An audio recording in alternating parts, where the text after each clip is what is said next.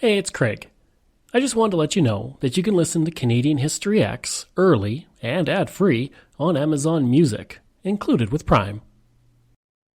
Greetings and welcome to another episode of Canadian History X. If you like, you can support the podcast for as little as $3 a month. Just go to patreon.com/CanadaEHX.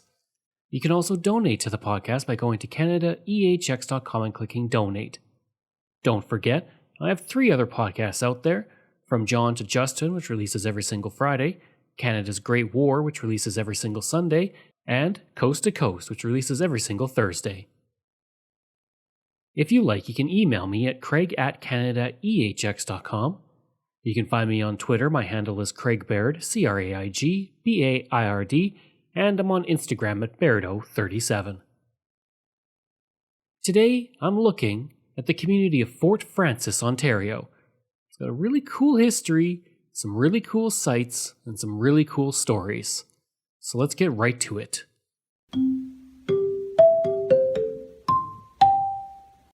Indigenous history. Long before the arrival of Europeans, the land that would be Fort Frances was inhabited by the Anishinaabe people. Nearby to Fort Frances was the traditional meeting place for the regional Anishinaabe, and during the 19th century, they would gather there for the large Grand Council meetings. These councils would serve as the center for regional Anishinaabe decision-making and dealing with issues such as relations with new settlers, land allocation, and trade. In 1873, Treaty 3 was signed and land was allocated nearby, titled the Agency Indian Reserve. But this was not surveyed for a particular indigenous band, but as the center for the Indian agent of the region. By 1883, the government had banned the Anishinaabe and other indigenous from using the land for traditional and ceremonial purposes. This was done because the government and the Department of Indian Affairs believed that Grand Councils were a threat to its control. Today, several First Nations are located around Fort Frances and along the shores of Rainy Lake. In all, an estimated 2,600 Indigenous live in the Fort Frances tribal area, along with 3,200 Indigenous who live off reserve.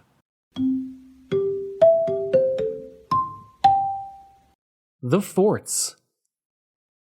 The first European to arrive in the area was Jacques de Noyon, and he would build a temporary camp in the location that would be Fort Frances.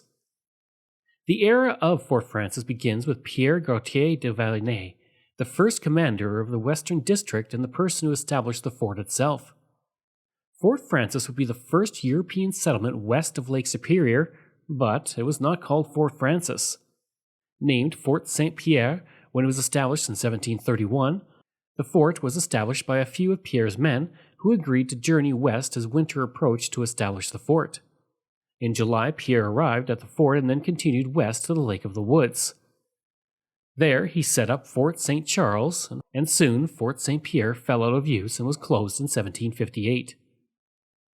In 1775, Fort Lac-la-Pluie, or Fort Rainy Lake, was established by the Northwest Company, although it could have been as late as 1787. Located on the high bank to the west side of Fort Frances, the site is marked by a granite boulder today. Rather than be a trading post, the fort was a depot and it served as an excellent jumping-off point for reaching the area of Lake Athabasca once the ice had thawed and the journey west could be conducted. It also allowed the traders to stock up on food before the journey west. In 1817, with the War of 1812 finished, the border redefined between the United States and Canada, and the Hudson's Bay Company arrived to take over the fort in 1821, following the merger of the Northwest Company and the Hudson's Bay Company. In 1830, the fort would be named by Chief Factor John Cameron as Fort Frances to honor Frances Ramsay Simpson, the daughter of a London merchant who had married the governor of the Hudson's Bay Company, George Simpson, the previous year.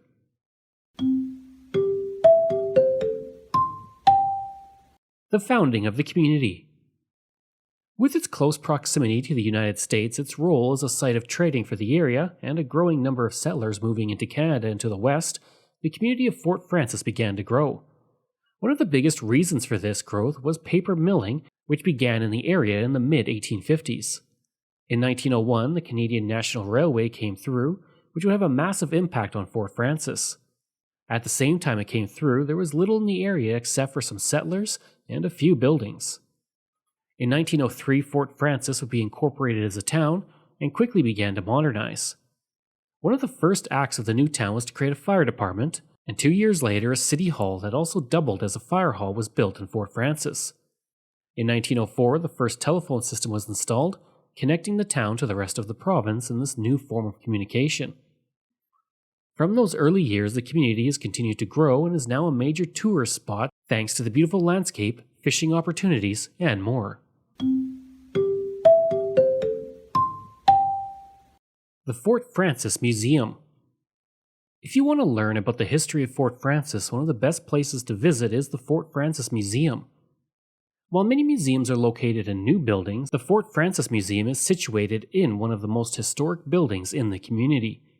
The Scott Street School was built in 1898 to fill the need for the growing capacity of the area for student education.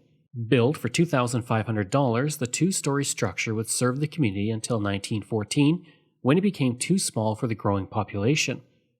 The school was still used for classes after 1914, when the Robert Moore School was built, and even served as the high school. In 1928, the building became the home to the Royal Canadian Legion, which would use it for the next 40 years.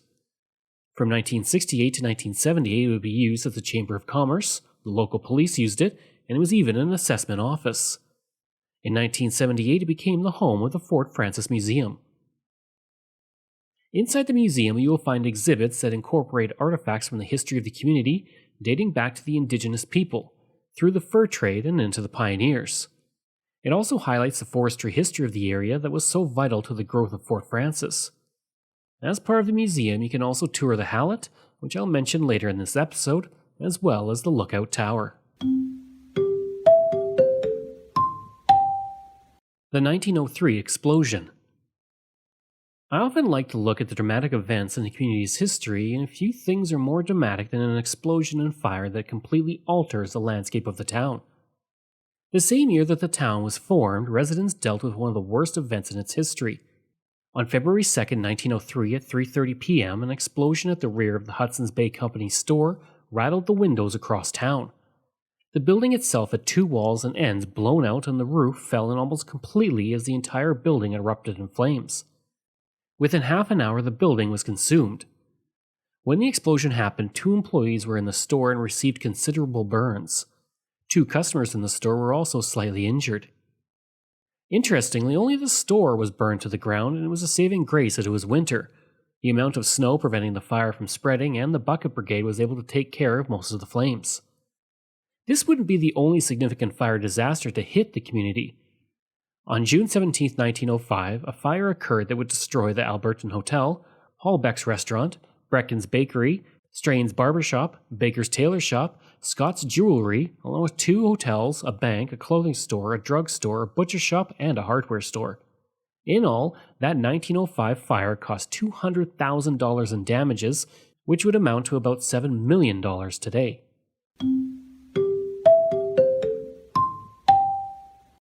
The Heritage Tour. One of the best ways to discover the heritage of a community is to take the Heritage Tour, and Fort Frances has an excellent one. Using a heritage map that you can get off the town's website or from the museum, you'll be able to walk through the community to learn its history firsthand, seeing the buildings that are part of the history. On the tour, you can see several great spots, some of which I will highlight here. The Sorting Gap Marina is built on the site of the original John Reed sawmill that was built in 1902 and operated for several years. The logging industry used the marina area for decades, shipping logs in and sending them out, helping to grow the community. In East Fort Frances, you can visit the Causeway, which is a bridge that was built in 1958 to 1965 and measures 36 feet tall and over 4 kilometers long. Its construction cost over $7 million, and the bridge to the west lifts to provide access for boat traffic. In West Fort Frances, you can visit the Fort Frances Cemetery, which was established in 1897 and includes a cenotaph to honor the men who gave their lives during the World Wars. There is also the Fort Frances Canal, which was built between 1875 and 1878, and you can visit the original location of Rainy Lake House, built in 1775.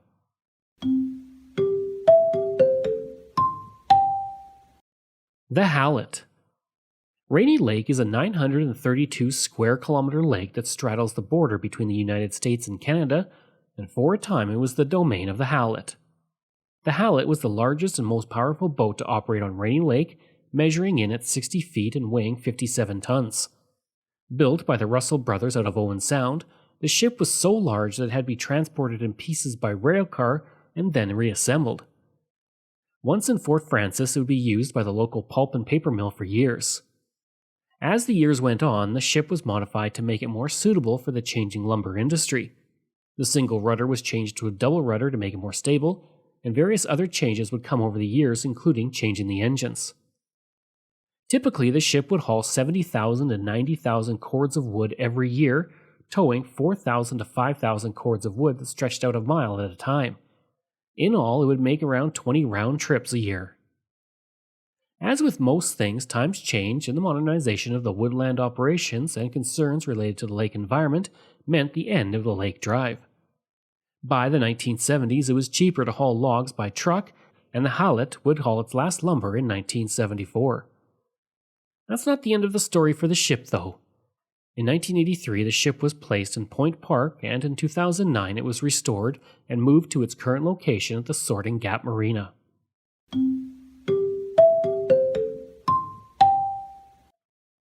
The Lookout Tower. Nearby to Fort Frances, you will find quite a tall structure that stands out in the area.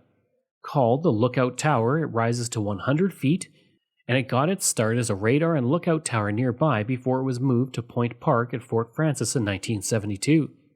In 2009, along with the Hallett, it would be moved to the Sorting Gap Marina. Originally, it was part of the Dewey Line, which was an early warning system for detecting a Soviet nuclear attack during the Cold War. Part of the Pine Tree Line radar net, drills were conducted constantly between the United States Air Force Strategic Air Command and the Royal Canadian Air Force to test the radar operations. This particular tower was part of the Gap Filler initiative to cover some areas that didn't have radar coverage. Unfortunately, budget cuts meant that it was built but never operational, and it primarily served as a forestry tower, but by 1972 was not being used except for hikers who wanted a good view of the wilderness. Today, the Lookout Tower gives a great view of Rainy Lake and the surrounding wilderness around the community.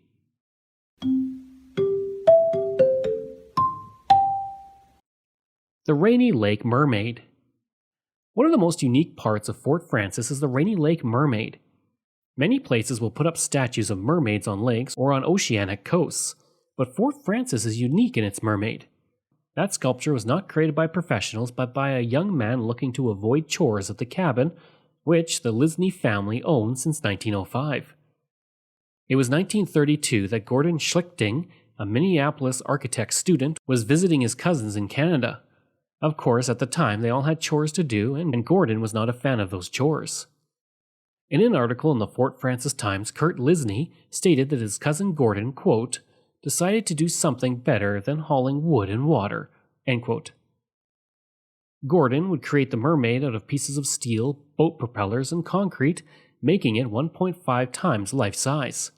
He would also build a mold of wood and tin and pour the mixture of concrete into it, and he then worked it with a hammer and chisel for 5 weeks to make the statue.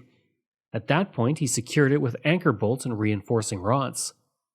His son Rolly would state in 1997, quote, Dad had to use a chisel to make sure the mermaid curved where she was supposed to curve, end quote. Of course, as the decades went on, myths would develop around the mermaid. One fisherman's tale said that the sculpture was erected in memory of a drowned girl by the man who had seen her boat sink in Rainy Lake. Another story said that a world-renowned sculpture artist made the mermaid while out on vacation. At least that one is half true. Another story says that a French sculptor made the statue to honor his daughter who drowned in the lake. Gordon would go on to become a highly renowned architect in the United States, especially in Minnesota, and he would often come back to see the mermaid creation, which has now outlasted him after his death in 1997 at the age of 83.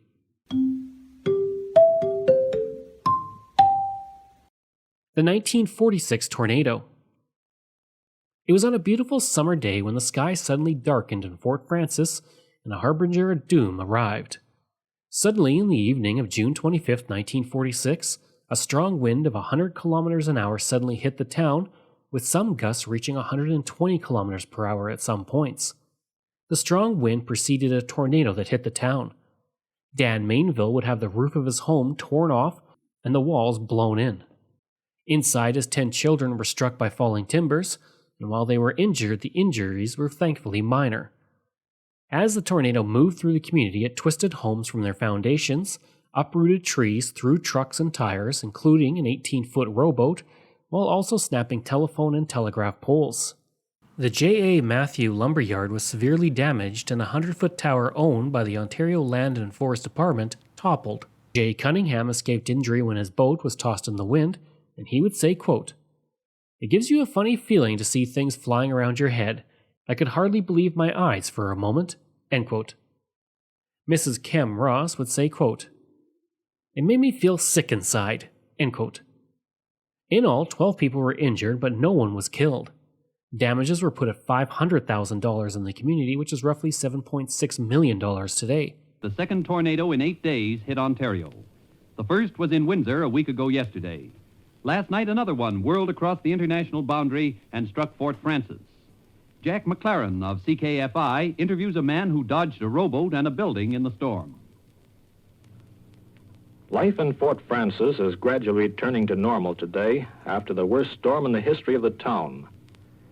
Citizens were hard at work today, clearing lines, trucking away fallen trees, and repairing buildings. Electric power was restored to most sections of the town today, but some areas may still be in darkness tonight. No one knows exactly what happened. It was so sudden. But here is Mr. Jim Cunningham of Fort Frances, who was on the Rainy River waterfront, one of the most badly damaged areas when the storm struck. Mr. Cunningham, will you describe in your own words what you saw? Well, I see a boat flying over my head, and I wheeled back, and I happened to look up, and I see a part of a building going over my head, which landed right in my lawn right in my front of my house, buried it about 2 feet in the ground, some of the 2x4s. It was the worst I ever seen. I don't want to get caught in another one. Do you ever remember a storm this bad in the Fort Frances area, Mr. Cunningham? No, I never seen one like it. I see. Just where were you? You were down on the waterfront when the storm struck, were you not? Yeah, right in front of my own place. And Armit Avenue. how big was that boat that went flying by your head? 20 foot. 20-foot long boat? Yeah. And part of the boathouses, you say, too? Yeah, the roof and part of the side. You must have had a pretty narrow escape then. I'll say I did. What did the storm look like? Well, it just looked like, when it was coming, it just looked like a big black cloud whirling around and around, hanging down like. A big black cloud. Yeah. Whirled round and round. How strong would you say the wind was? Well, I couldn't say that. It was plenty strong. I figured it was going to pick me up and take it with me at any minute. And what did you do? I run and got in the car. We had an awful time getting into it. I suppose you got a pretty bad scare, didn't you? Yeah, I'll say. Well, thank you very much indeed, Mr. Cunningham, for that very graphic account of what happened during yesterday's storm. On June 28, 1946, the town made the decision to get tornado insurance in case a similar tornado ever hit the town again. The Memorial Arena was soon insured against windstorm, hail, explosion, riot, impact by aircraft and vehicles, and smoke damage. The Tim Hortons Toque. One very unique event occurred in Fort Frances on December 11, 2014, when the community was buzzing with news about yarn bombing trees, mailboxes, and park benches in town. 2 days later, long strings of yarn were found across the community. In order to discover where the yarn led to, residents began to follow the yarn. The eventual destination was the local Tim Hortons, which had a giant knitted toque and scarf on top of the building. The entire social media campaign was done as part of an effort by the company to get 10,000 hats donated to children in need and 2,000 blankets donated to a Toronto shelter. So why did Fort Frances get the big toque?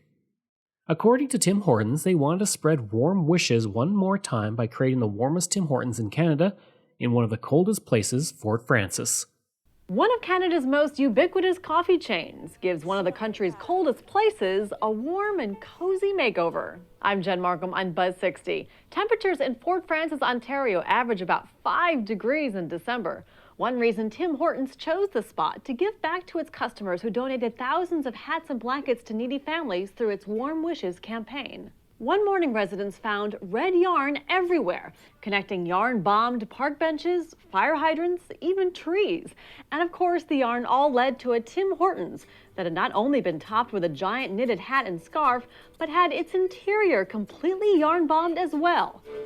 Couches, tables, walls, even the floor completely covered in wool knitting. And hot chocolate and coffee was on the house. That's pretty cool. A behind-the-scenes video shows workers labored all night to complete the transformation, which was also a surprise to employees. That is one giant hat. I always wonder about the waste created by yarn bombing. I mean, when is that restaurant ever going to wear that again? But maybe Tim Hortons hat and blanket drive can inspire some similar generosity. Like, is there some poor shivering Starbucks up in Newfoundland we can send this to? The coldest temperature ever recorded in Fort Frances was minus 44.4 degrees Celsius. Of course, it should maybe be considered the hottest place in Ontario, since the hottest temperature ever recorded in the province was 42.2, recorded on July 13, 1936 in Fort Frances. Duncan Keith. I often like to end episodes about a community by looking at someone who achieved immense fame. For Fort Frances, that person is Duncan Keith. Born in Winnipeg on July 16, 1983, his family moved to Fort Frances when he was only 2 years old.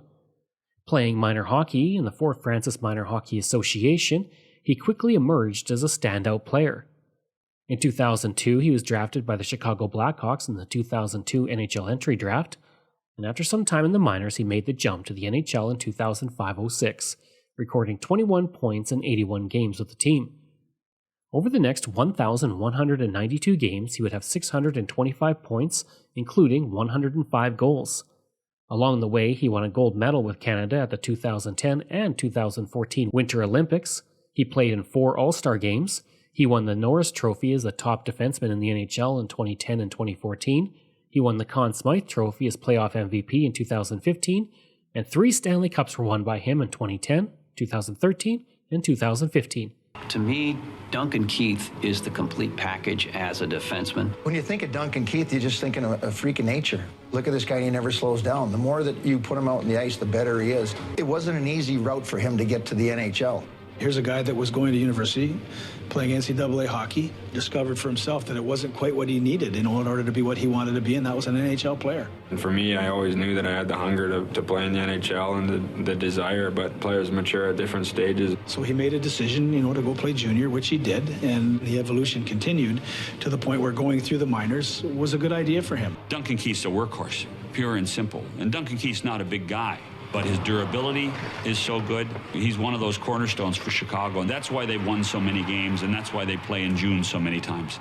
He's able to handle big minutes and big responsibilities. As the game gets deeper and deeper and the situations grow, the little things that he does and what he does for our team day in, day out, that's how we won a lot of big games. He's one of those reasons why. Dunks takes so much responsibility off of everyone else with the minutes that he plays, the role that he plays offensively and defensively on all special teams. He's so committed to bettering himself and getting every ounce of his own potential out of himself every single day. With Dunk, it seems like he just needs a real quick refresh, and back he is at top condition.